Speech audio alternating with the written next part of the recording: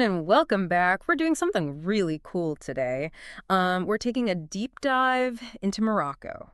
Oh, nice. Yeah, and get this, our source material is this conversation between two YouTubers, and one of them, Fatima, I think her name was, she described arriving in Morocco as like total sensory overload. Wow. All those sights and sounds and I smells, can imagine. yeah, hitting you all at once. That's usually a good sign that you're about to experience someplace really special. Yeah, for sure. And Morocco definitely seems like one of those places. Oh, absolutely. It's a country where, like, the Sahara Desert runs right into the Atlas Mountains, and the Atlantic Ocean meets the Mediterranean Sea.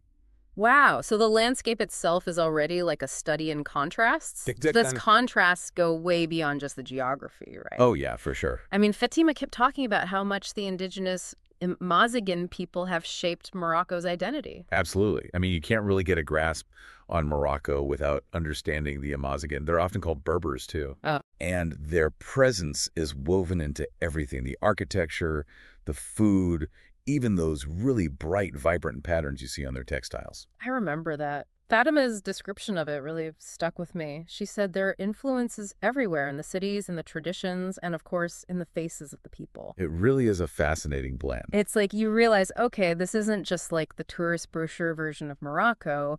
There's real depth here. Exactly. And to understand that depth, we have to move beyond seeing the Amazigh as just some historical footnote. Right. They have this living culture that continues to shape Morocco today. It's like, imagine you're listening to some really complex piece of music. Okay.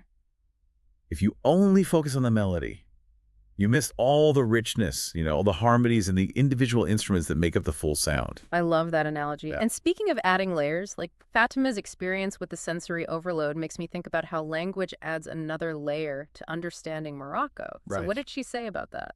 Well, she pointed out that Morocco have two official languages. Right. Okay. Yeah. You have Arabic and Tamazight. And Tamazight is the language of the Amazigh, right? Exactly. Got it. But then daily life unfolds in Moroccan Arabic, also known as Darija. So there's that added layer as well. Whoa, it's like a language puzzle just waiting to be solved. It is. And then throw in French, which Fatima said is still pretty common, plus English, which is growing, especially in the tourist areas. And you've got a serious multilingual situation going on. Yeah, and what's really fascinating is that even within Tamazight itself, there are all these different dialects. Oh, wow. And that just goes to show how complex Moroccan culture and history really are. So it sounds like if someone really wants to connect with Moroccans, even learning a few basic phrases in Darija would go a long way. I think so, yeah. Did Fatima talk about how open people were to her attempts to speak the language? She did. And she actually mentioned that a lot of young Moroccans are really eager to learn and practice English.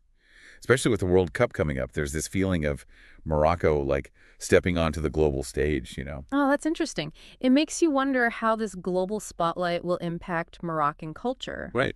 particularly for the Amazigh. Will their traditions be celebrated, or will they kind of get overshadowed? It's a valid concern. I mean, increased global attention can be a double-edged sword. Yeah, that's good. But let's get into what makes Morocco so captivating to begin with. Right. Its cultural richness. Okay, so Fatima really emphasized the importance of Islam in daily life. But she also made it clear that Moroccan culture isn't just about religious practices, right? Right. Her observations were really spot on. Yeah. She highlighted family, community, and this deep sense of respect. Mhm. And that permeates everything from everyday interactions to like large family gatherings. Right. It really underpins their society. I see. And that emphasis on family and community ties into something else Fatima described, right? That Moroccan hospitality. Yes. She seemed genuinely touched by the warmth and kindness she experienced while traveling. Yeah, and it really speaks volumes about the values we were just talking about. Yeah. But remember, culture's a lived experience, Right. not just a set of abstract ideals. It's about those real human connections that make a place come alive. Exactly. Speaking of which, let's talk about the visual richness that Fatima described. She kept mentioning traditional clothing like djellabas and kaftans everywhere, often with those intricate, Amazigh-inspired patterns. Oh, yeah, they're beautiful. And then there's that whole mint tea ritual. Ah, yes, the mint tea. It's so much more than just a drink. Really? Oh, yeah. It's like this social ritual, this symbol of welcome and connection. Sharing mint tea isn't just about being polite. It's this carefully choreographed ritual, like the height the tea is poured from, the number of servings offered. It all has meaning. Wow. So even something as simple as a cup of tea has all this hidden meaning behind it. Exactly. I'm starting to understand what Fatima meant by sensory overload. Yeah. But honestly, I'm really intrigued by this whole Amazigh culture. Like, what more can you tell me about them? Well, we have to remember that they're the indigenous people of North Africa. Okay. Their roots go back centuries before Arabs or Europeans even arrived. Wow. And their name, Amazigh, means free people, Interesting. which says a lot about their spirit. And they have their own unique language, Tamazight, with all its variations. Right. Fatima really emphasized that it's super important to acknowledge the Amazigh as the original inhabitants of Morocco, Absolute. to see their culture as a central thread in the fabric of Moroccan heritage. It's about recognizing that cultures aren't static. They're always evolving, through interaction and exchange. Right. And in Morocco, you have this interplay of Arabic, European, and Amazigh influences that create something truly unique. So how does this play out in a tangible way? Like, Yeah. I mean, we all know Moroccan art and architecture are famous for their beauty. So is there a connection? Definitely. Take the famous Zellige tiles, for example. Yeah. These are these intricately patterned tiles you see everywhere in Moroccan architecture, but their designs change from region to region, reflecting the blend of cultural influences in each area. So it's like a visual representation of the different cultural layers that make up Morocco. Precisely. Did Fatima talk about any specific examples? She was really drawn to the ryads, those peaceful courtyards hidden away in the old city centers. Mm. And she noticed how their architecture often includes Amazigh patterns. It's like these hidden cultural codes embedded everywhere. Yeah, they're everywhere. And those patterns extend beyond architecture, right? Yeah. Fatima mentioned the Berber carpets, the ones woven by Amazigh women. Oh, yes. Each carpet is like a unique artwork. Wow. A testament to the skill passed down through generations of Amazigh women. And the patterns and colors tell stories, Wow. reflecting their heritage and connection to the land. It's amazing to think about how these ancient traditions are still alive in modern-day Morocco. It is. Fatima also talked about leatherwork and metalwork, again emphasizing the Amazigh designs. It sounds like every corner of Morocco is infused with this cultural heritage. What's cool is that these crafts aren't just artistic expression. They're a way of life. They're tied to specific Amazigh communities and regions. It's like each region has its own cultural fingerprint. I love that. Her insights are so inspiring. And with the World Cup coming up, it seems like the perfect time for Morocco to showcase this richness to the world. Yeah, it is. It's a huge opportunity to step onto the global stage. Especially to show off that often overlooked Amazigh heritage. Exactly. And I think we've only scratched the surface of what makes this country so fascinating. I couldn't agree more. We'll continue our deep dive into Morocco after a short break. Join us for part 2 when we come back. Okay, so we're back and ready to continue our deep dive into Morocco. Before the break, we were talking about the World Cup and how it's this chance for Morocco to really showcase its diverse culture. But, I keep thinking back to what Fatima said about really connecting with locals and experiencing that, true essence of a place. She talked a lot about exploring regional cuisine and those local markets. Yeah, it's about realizing that experiencing a culture goes way beyond just seeing the sights, right? Totally. Food and markets, especially in Morocco, there are these vibrant hubs. Yeah. Like that's where you can really encounter that warmth and hospitality Fatima was talking about. It makes you think about the deeper meaning behind those everyday interactions, right? Absolutely. It reminds me of something else Fatima said, and this really stuck with me. She said, it's very important to remember that the Amazigh are a fundamental part of Moroccan identity. Yeah, she's right. It feels like we need to dig a little deeper into their world, Totally. To understand Morocco, you have to understand the Amazigh. Right. They're often called Berbers. And they've inhabited North Africa for like millennia, long before Arabs or Europeans arrived. And their culture is so rich, so diverse. Yeah. It even varies across different regions within Morocco itself. So it's like this cultural mosaic within a larger mosaic. Exactly. It's amazing to think about how much history they have and how their culture has stayed strong for so long. But I imagine it hasn't always been easy. No, of course not. Especially with so many other cultural influences over the centuries. What are some of the challenges that they've faced? Well, one of the biggest ones has been the marginalization of their language and culture. Under French colonial rule, Oh, yeah. Tamazight was actively suppressed. Really? Yeah, schools only taught French and Arabic. And this led to a lot of Amazigh feeling like, their language is being erased. I can only imagine the impact that would have on a community. to feel like your own language is being taken away. Yeah, it's huge. It's heartbreaking to think about the loss of language and culture. Yeah. But you mentioned earlier that Tamazight is officially recognized alongside Arabic now, right? Yes, thankfully. So have there been other efforts to address this marginalization and revitalize Amazigh culture? Yeah, in recent decades, there's been this movement to promote and preserve it.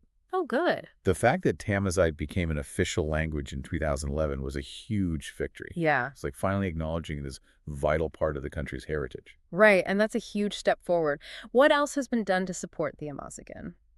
Well, there's been a big increase in initiatives focused on teaching Tamazight in schools, establishing cultural centers, and supporting their artists and musicians. Okay, that's great. The Royal Institute of Amazigh Culture has been really crucial in all these efforts. That's so encouraging to hear. We were talking earlier about Morocco stepping onto this global stage, right? Especially with tourism. Right. Has that had a more positive or negative effect on the Amazigh, do you think? It's tough to say, right?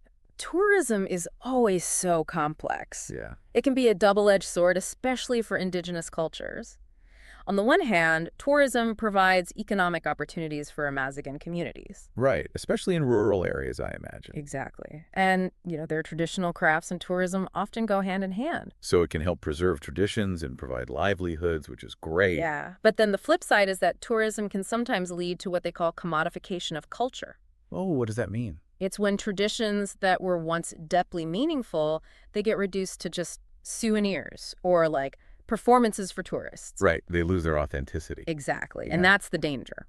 So it's that constant tension, right, Mhm. between wanting to share your culture and wanting to protect it. How do you find that balance? It's tough. It requires this conscious effort, from both the tourists and the tourism industry. Like, imagine if every tourist took the time to learn about the history and meaning behind the things they buy, or the music they hear, the food they taste. Yeah, like a shift in perspective can make all the difference. Exactly. It goes back to what Fatima was saying about learning about the Amazigh before even visiting, right? Yeah. The more we understand, the more meaningful our interactions become. Right. Informed travelers are much more likely to seek out those authentic experiences. Yeah. They support local communities and appreciate those little cultural nuances. Okay, I love that. It's not just about seeing the sights, it's about understanding the people and their stories. Exactly. So let's talk about some of those stories. What can you tell me about Amazigh music and art? What makes it so unique? Well, the music is incredibly diverse. Huh. There are distinct styles, different instruments. One of the most well-known types is Nawa music, Okay. which originated in sub-Saharan Africa and came to Morocco centuries ago. It's powerful, spiritual music.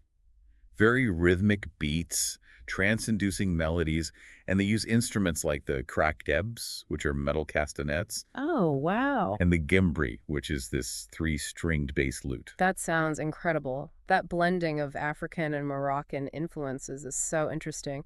Are there other styles of music? Yeah, there's another notable one called a hidus. It's often performed at festivals and celebrations, Okay.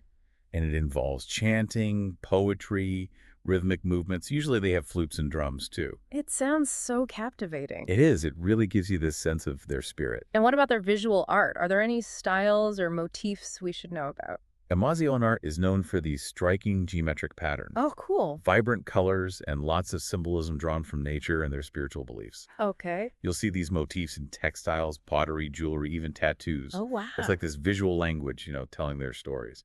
So those intricate patterns Fatima was describing on the djellabas and the carpets, those are likely from Amazigh tradition. Exactly. Yeah. It just goes to show the lasting impact of their culture. Yeah. Despite everything they've faced, their traditions are alive and well. Right. And they continue to shape Morocco's cultural landscape. It's so insightful to learn about the Amazigh and their contribution to Moroccan culture. It is. Their story is a real reminder of how important cultural preservation is. Yes. And how we need to engage respectfully with other cultures. Exactly. But I feel like there's still so much more to discover. Always. So much to learn. Absolutely. When it comes to a culture as rich as this one, there's always more.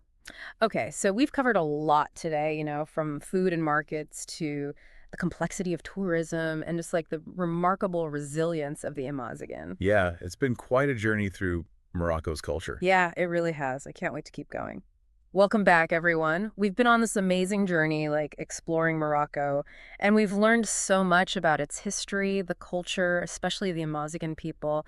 It makes me wonder, what does the future hold for their culture? That's a really great question. There's definitely a growing awareness of just how important they are within Moroccan society. Hmm. We talked about the efforts to revitalize their language and traditions, right? Yeah. But the future really depends on a lot of things. Like, what kinds of things? What will shape how Amazigh culture evolves going forward? Well, language is a big one. We talked about how recognizing Tamazight as an official language was huge. Right. But now the real challenge is making sure that it's actually used Okay. in everyday life, in schools, the media. That takes real effort, not just from the government, but from the Amazigh communities themselves. It's like planting a seed, right? You need to give it the right conditions to grow. Do you think technology plays a role at all in this? Oh, absolutely. Yeah. Technology can be powerful. Yeah. Think about online platforms, social media, even language learning apps. They can all help connect Amazigh speakers across generations and regions. It's like building a bridge for cultural exchange, but in the digital world. That's so cool. But aside from language, what else is crucial for the future of Amazigh culture? The young generation, their energy and vision, that's going to be critical. I see. They get to decide how these traditions are carried forward. Yeah. It's about creating opportunities for them to really connect with their heritage, learn the language, express themselves through art and music. That's essential. It makes me think about what Fatima was saying about how important it is to connect with locals and be open to learning from them. Yeah. It's all about those human connections. Yeah, exactly. And that goes beyond just travelers, too. Intercultural dialogue within Morocco is so important. Building a future where all these different cultural identities can exist and thrive together. Yeah, it's about seeing that diversity as a strength. Hmm. And it's not just about tolerating those differences, it's about celebrating them, right? Exactly. What are some ways we can encourage that kind of understanding in Morocco? Education is a big one. Imagine if Amazigh history and culture and language were just woven into the national curriculum, right, from a young age. It Yeah. would help future generations really grasp their shared heritage. Understand that Moroccan identity isn't just one thing, it's this beautiful, tapestry. Right. It creates that sense of belonging. What about outside of the classroom? Are there other initiatives? Oh, for sure. Cultural events, festivals, things that showcase their art, their music, their traditions, those are fantastic. Okay. Yet it creates a space for shared experience. It bridges those divides. And supporting their artists and musicians, it gives them a platform to share their stories with the world. There's this real sense of momentum building in Morocco, like a real push for positive change. Definitely. What are your hopes for the future of Amazigh culture? I really hope that their culture continues to thrive, that it finds that balance, between keeping its unique identity and contributing to the richness of Moroccan society. Mm. I want to see future generations feeling really proud of their heritage, actively shaping its future. It's such a beautiful vision, a future where everyone feels like they belong, where that richness is embraced. And it all comes back to what Fatima was saying about embracing the journey, being open to new perspectives. Yeah, that's what makes exploring different cultures so rewarding. Right. It challenges us to grow, to learn, to appreciate the beauty of being human. Absolutely. And that's what this deep dive has been all about. We've explored this amazing cultural landscape. It's been quite a journey. Yeah, it really has. And I think we've all learned so much along the way. I think so too. So thank you so much for joining us on this exploration of Morocco. Until next time, keep exploring, keep learning, keep diving deep.